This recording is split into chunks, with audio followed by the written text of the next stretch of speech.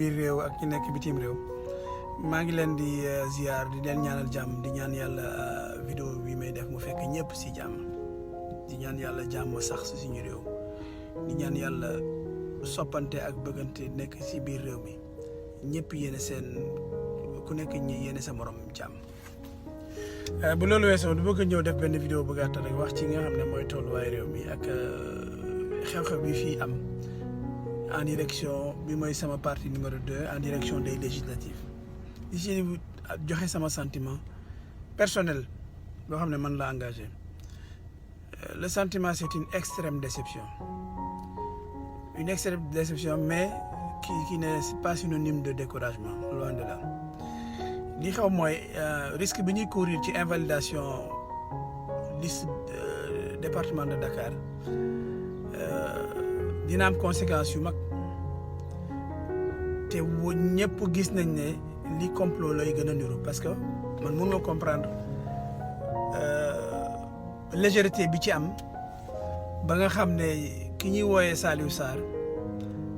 jox nañ ko pour mu dem déposer liste bi Déthié Fall jox ko d'après bi ñu déggaloo tey Déthié Fall li mu wax yow dañ la wax rek nga dem déposer lu tax léegi nga bàyyi loolu yëpp teg ko fële dindi turu delloowaat turu Palla Samb à la place de Ngoné loolu mu def ne parité bi ce n'est plus respecté.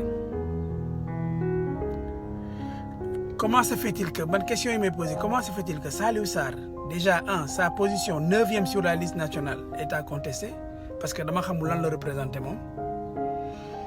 mu nekk 9e sur la liste jiitu ay ténor de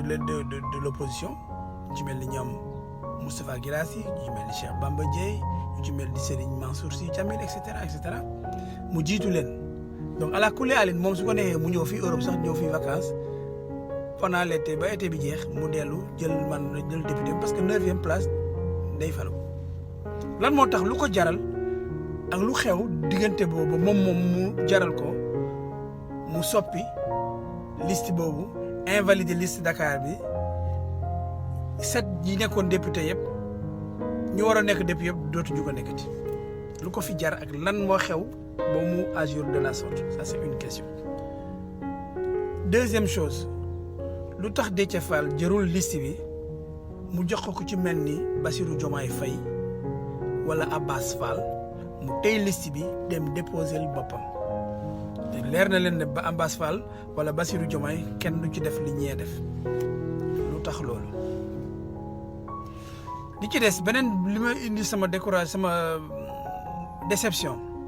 moo di ne lu tax Pastef mu xam force bi mu am. mu war a bàyyi Dakar ñu bàyyi nit yi di manœuvrer te ñoom teguñu peser wuñ seen poids de tout leur poids sur la coalition. léegi bu fekkee dañoo invalider liste bi il faut qu'on soit courageux et qu'on tire toutes les conséquences de ça. benn mooy que les leaders sortent publiquement faire leur mea culpa publiquement baalu àq nit ñi remobiliser troupes yi en direction des législatives parce que nag législative li ci xew dafa bari de benn su Barthélémy Dias nekkulee député da leen leer ne le mercredi bii di ñëw suñu renvoyé wul procès bi Barth va être condamné dootul amati immunité su defee appel dinañ ko patame et la suite ñëpp xam nañ ko boobu mooy benn. deuxième bi conséquence bi moom mooy Ousmane Sonko la moo ci nar a topp pour ñu attaquer ko ci dossier bi ngeen xam ne yéen ñëpp xam ngeen ko. Troisième chose lii yëpp bu ko jaree le président Macky Sall xam ngeen lu tax. Macky Sall yéen ñëpp dégg ngeen ko muy ne moom gëmatul boog limitation de mandat gannaaw ba mu waxee tout à fait le contraire sur les chaînes françaises à plusieurs reprises donc bu ñu fexee ba Macky Sall gagné largement ces élections là dina def tout pour changer constitution bi dina def tout pour changer constitution bi via du ko def par référendum mais dina ko def via l'Assemblée parce que dina am une majorité confortable te ñenn ñi ma gis nii ku ci mel ni Saliou Sarr duñu hésiter benn yoon pour dem rejoindre Macky Sall ou pour voter li Macky Sall bëgg lu tax mu war a changer constitution bi pour que la limitation des mandats le verrou saute Macky Sall su gagné élection yi largement dara du ko empêcher mu dugal assemblée loi pour faire sauter le verrou limitation des mandats de l'utilisation du mandat loolu nañ ci bàyyi xel bu baax a baax a baax parce que enjeu élection yi après la gueule de bois bu ñu xaaree liste yi dañuy xaar ndax ñoom seen liste dinañ ko valider te loolu gisuma benn magistrat boo xam ne ñeme na naan day invalider liste benn bokk yaakaar suñu valider liste yëpp ba pare wala invalider yenn yi léegi xeex bi nag ci lay door a tàmbali nag nañuy dem def nañ boo boobaa ni ñun nañ def defi campagne te nag bis bu nga xam ne dañu war a génn xaalis pour financer campagne bi nag ngalla nag na ñëpp nag